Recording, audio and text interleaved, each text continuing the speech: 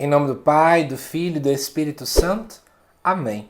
Amado irmão, amada irmã, é com muita alegria que nós estamos aqui para juntos estudar e meditar a primeira leitura proposta pela nossa igreja para esta segunda-feira da terceira semana da Páscoa. A primeira leitura se encontra aqui no livro de Atos dos Apóstolos, capítulo 6, versículo de 8 até o versículo 15, que diz assim: Naqueles dias, Estevão, cheio de graça e poder, fazia prodígios e grandes sinais entre o povo.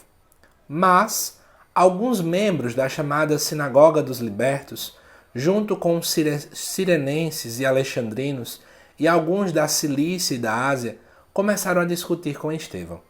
Porém, não conseguiam resistir à sabedoria e ao espírito com que ele falava.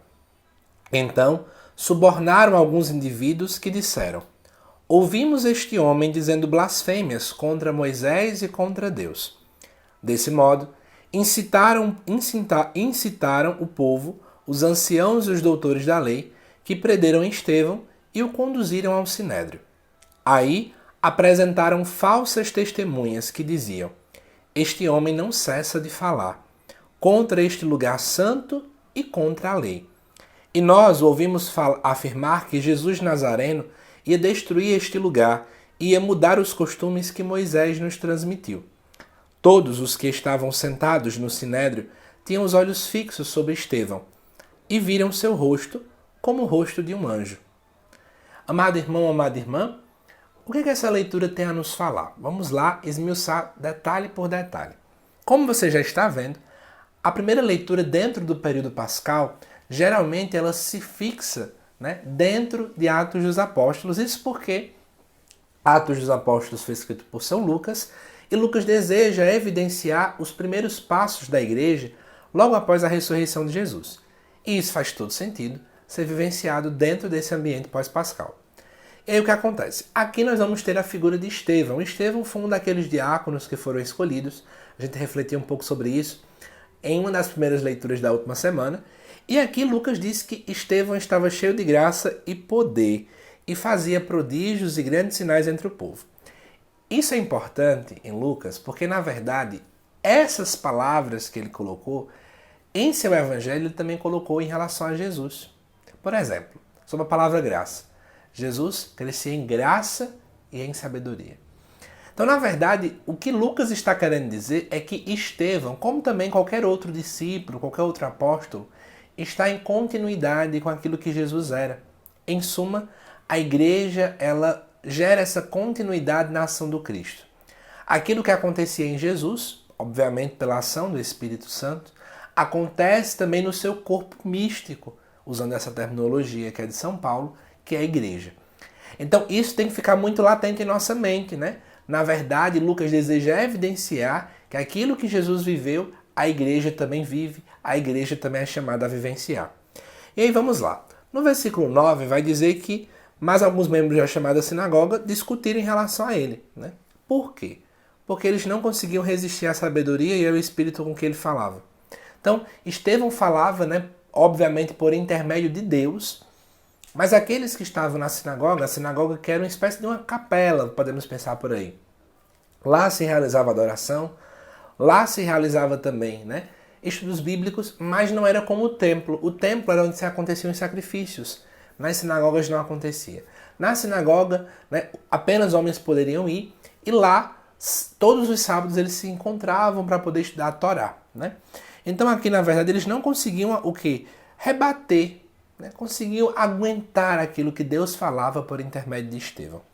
Então eles vão subornar alguns indivíduos e vão dizer que ele estava falando blasfêmias contra Moisés e contra Deus. Gente, por que Moisés na história? Na verdade, para o povo judeu, a gente tem que lembrar que o evento principal que eles vivenciaram em sua história foi a saída do Egito.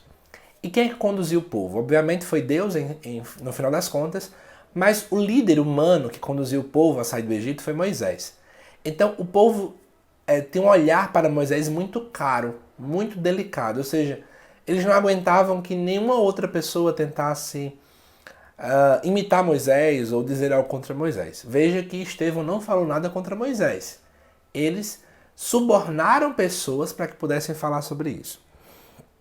E aí o que acontece? Desse modo, Uma vez que gente falou isso aí, o povo não queria que falasse mal de Moisés, então eles incitam o povo, né? Os anciãos e os doutores da lei, os anciãos eram aqueles mais velhos na comunidade, os doutores da lei eram um povo que mais conhecia a Torá, né, que é os 5 primeiros livros da Bíblia, e estes então prenderam Estevão e o conduziram ao Sinédrio. Já falei aqui e repito, né, o Sinédrio que era um grupo composto por cerca de 70 homens, mais o sumo sacerdote, que era o sacerdote principal, e eles tinham um grande poder de decisão, né, em tomar decisões muito detalhistas dentro do âmbito religioso. E aí apresentaram as falsas testemunhas. Olha que interessante. Num primeiro momento, a crítica que dizia era que Estevão, né, falava algo, né, blasfemava contra Moisés. Agora não. No versículo 3 aqui vai dizer que ele fala contra este lugar santo, isto é, o templo, e também contra a lei. A lei são os 5 primeiros livros da Bíblia, né? Por isso que na verdade aparece na Bíblia com letra maiúscula, porque é lei nesse sentido. Ou seja, colocaram que Estevão era contra 3 coisas muito importantes. Moisés, contra o templo de Jerusalém, que era a centralidade do culto, e os 5 principais escritos, que para eles eram um só, que é a chamada Torá. E aí vai dizer ainda mais, né? Ouvimos falar que Jesus ia destruir esse lugar, ia mudar os costumes que Moisés nos transmitiu, né? Olha que interessante, Jesus nunca disse exatamente isso. Quando ele falou que ia destruir este lugar, não era destruir como o povo achava, né? Mas destruir no sentido de que o seu corpo, né? Ele ia morrer e depois ia ressuscitar. Segundo lugar, sobre essa questão de que Jesus ia mudar os costumes de Moisés, Jesus veio trazer a plenitude aquilo que Moisés anunciava ainda como primícia, né? E aí vem o versículo 15. Todos os que estavam sentados lá tinham os olhos fixos sobre ele e viram seu rosto como o rosto de um anjo. Isso quer dizer, em outras palavras, que aquele que é fiel ao chamado, aquele que é fiel à vontade de Deus, Deus está com ele de modo tão pleno, mas tão pleno, mas tão pleno, que ele transmite com a sua vida aquilo que Deus é. Que lindo isso, não é? Nós somos chamados, amados irmãos e irmãs, com todos os nossos gestos, com todas as nossas ações, com todas as nossas atitudes, a revelar ao mundo o verdadeiro rosto que nós somos chamados a ter.